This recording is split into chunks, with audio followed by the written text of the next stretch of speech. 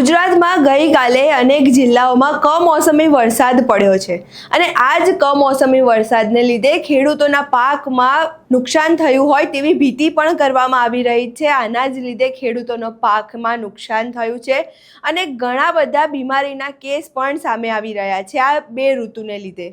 અહીં વિગતે ચર્ચા કરીએ। નમસ્કાર, આપ જોઈ રહ્યા છો ચક્રવાત ન્યૂઝ। હું આપની સાથે વંશિકા।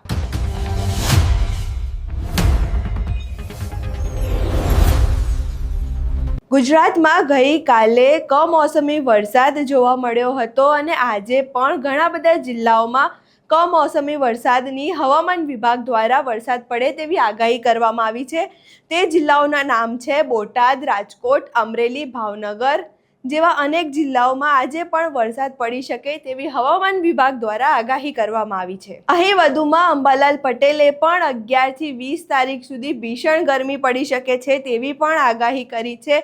આ જે બે ઋતુ થઈ રહી છે તેના લીધે ઘણા બીમારીઓના કેસ પણ સામે આવી રહ્યા છે। પહેલા એ સાંભળીએ કે અંબાલાલ પટેલે શું આગાહી કરી છે।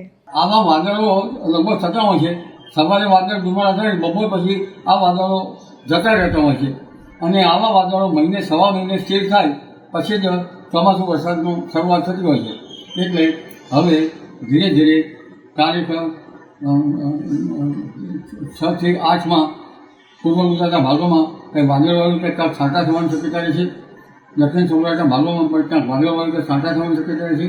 દક્ષિણ ગુજરાતના નવસારી વગેરે ભાગોમાં ક્યાંક છાંટા કે હળવો વરસાદ થવાની શક્યતા રહે છે। સૌરાષ્ટ્રના અન્ય ભાગમાં વાદળવાળું રહેવાની શક્યતા રહે છે। પૂર્વ ગુજરાતના ભાગોમાં ક્યાંક હળવો વરસાદ કે છાંટા થવાની શક્યતા રહે છે। ઉત્તર ગુજરાતના ભાગમાં વાદળવાળું આવવાની શક્યતા રહે છે। પરંતુ હવે વરસાદના પોષક ચિહ્નો ધીરે ધીરે થતા જાય છે। 11 થી 20 મેમાં આકરી ગરમી પડશે અને મધ્ય ગુજરાતના ભાગમાં 44 થી 45 ડિગ્રી સેલ્સિયસ જેટલું મહત્તમ ઉષ્ણતામાન રહેશે। ઉત્તર ગુજરાતના ભાગોમાં 43 થી 44 ડિગ્રી સેલ્સિયસ જેટલું મહત્તમ ઉષ્ણતામાન થવાની શક્યતા રહેશે। કચ્છના ભાગમાં પણ 41-42 ડિગ્રી સેલ્સિયસથી વધુ ઉષ્ણતામાન થવાની શક્યતા રહેશે। ઉત્તર સૌરાષ્ટ્રના ભાગોમાં 42-43 ડિગ્રી સેલ્સિયસનું મહત્તમ ઉષ્ણતામાન થઈ શકે। દરિયા કિનારાના ભાગોમાં લગભગ 34 ડિગ્રી સેલ્સિયસ અને થોડુંક ત્યાર પછી વધુ પણ થઈ શકે અને દક્ષિણ ગુજરાતના ભાગોમાં પણ 33-34 ડિગ્રી સેલ્સિયસ આસપાસ મહત્તમ ઉષ્ણતામાન થઈ શકે। ગિરનારના ભાગમાં મહત્તમ ઉષ્ણતામાન 41 ડિગ્રી સેલ્સિયસ આસપાસ થઈ શકે। ગિરનારમાં અમરેલીમાં પણ ગરમી પડે।